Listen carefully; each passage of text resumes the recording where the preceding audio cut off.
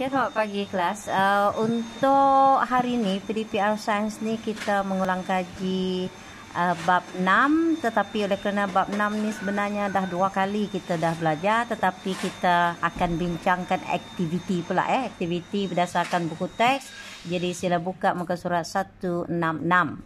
Jadi tujuan eksperimen ini, aktiviti ini adalah membina sebuah generator yang dapat menyalakan LED dengan menggunakan magnet dan juga gegulung dawai. Jadi hari ini eksperimennya, kalau kita di makmal, kita membina satu penjana ringkas yang bahan yang diperlukan adalah dawai kupram bersalut PVC, kemudian pita selofan, wayar penyambung dengan klip wayar dan LED. Sementara radas yang digunakan anchor dengan gandar untuk memusingkan bahagian dawai nanti. 2 magnet magnetor kepingan kayu untuk sebagai tapak dan juga pemegang magnet yang berbentuk C. Jadi pemegang magnet itu berbentuk C. Kemudian kalau awak perhatikan kepada arahan bagaimanakah satu-satu generator generator atau penjana ringkas ini dibina. Kalau mengikut dia, mengikut teorinya, ialah dia terdiri daripada magnet yang kutub utara ataupun kutub selatan, kemudian ada satu dawai gegelung di tengah-tengah, kemudian disambungkan dawai yang digerakkan di antara magnet tadi ialah dengan satu commutator. Commutator ni commutator ni adalah untuk membawa arus yang terhasil apabila gegelung dawai ini diputarkan. Kemudian arus itu akan menyalakan LED dan LED atau arus yang kita bina untuk rajah ini adalah arus terus. Arus terus. Bagaimanakah binaannya? Kalau awak mesti ada satu bahan. Kalau perhatikan, selepas kita buat gelungan dawai tadi ialah akan disambungkan dengan commutator. Dia commutator inilah yang akan membawa arus itu keluar ke LED supaya LED dinyalakan. Kemudian diletakkan magnet utara dan selatan, kemudian kita letak satu gegulung dawai. Kemudian apabila kita putarkan bahagian yang cikgu tunjuk ini, maka gegulung dawai ini akan berputar dengan itu putaran gegulung dawai itu merentasi medan magnet di antara utara selatan tadi. Ini menyebabkan ada satu daya yang ada dalam dawai itu akan membawa arus dan seterusnya memutarkan LED. Dan di dalam, kalau kepada arahan atau prosedur, dia kata jalankan aktiviti ini secara kumpulan, tak dapat kita buat. Jadi cikgu terangkan, kemudian bina sebuah generator arus terus.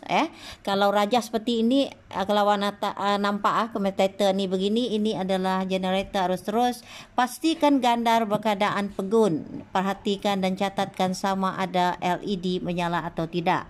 Mula-mula kita tidak putarkan, iaitu gandar itu biarkan dalam keadaan tidak bergerak. Kemudian putarkan gandar, kemudian perhati dan catatkan sama ada LED menyala. So apabila kita mula memutarkan gandar, maka kita perhatikan LED menyala atau tidak.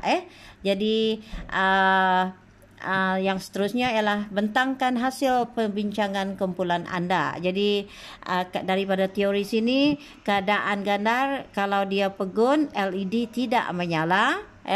Kemudian kalau kita putarkan, LED menyala. Jadi itu adalah keputusan eksperimen yang sepatutnya awak dapat apabila eksperimen ini dibuat. Jadi soalan, tandakan tik pada keadaan penyataan yang betul tentang pemotongan garis medan apabila gegulung dawai dan medan magnet dalam keadaan pegun.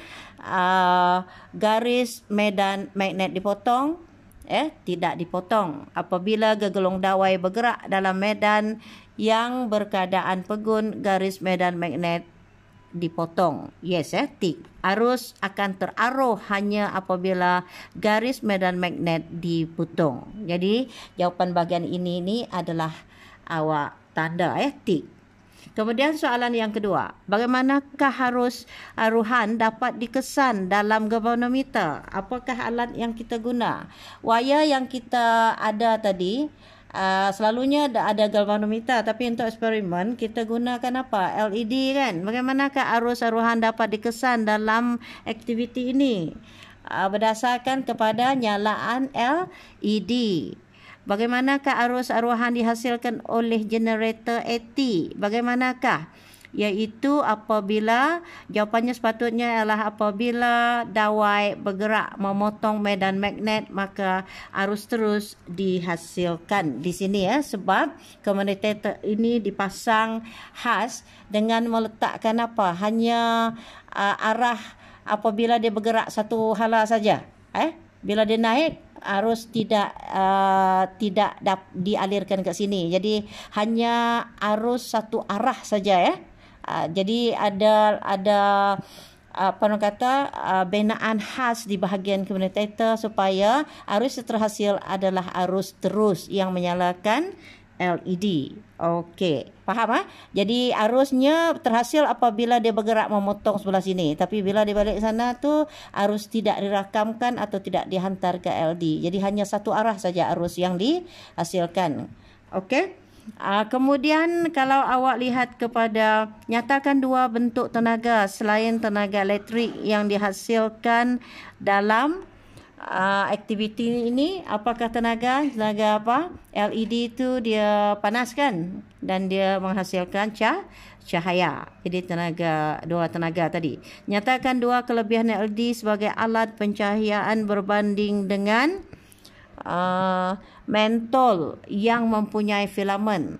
LED ini dia tidak memerlukan arus yang tinggi untuk dia menyala. Jadi kelebihannya ialah dia dapat berfungsi walaupun arus yang dihasilkan adalah rendah. Jadi itulah berkaitan dengan eksperimen. Awak rujuk muka surat 166 dan eksperimen ini harus dibuat dalam buku latihan atau buku nota awak, atau dengan kata lain buku kerja. Kalau awak nak buat file, maka awak buat laporan ini dalam kertas dan simpan di dalam file. Jadi itulah aktiviti yang awak perlu lakukan untuk PDPR minggu ini. Jawab soalan, lukis rajah dan buat laporan.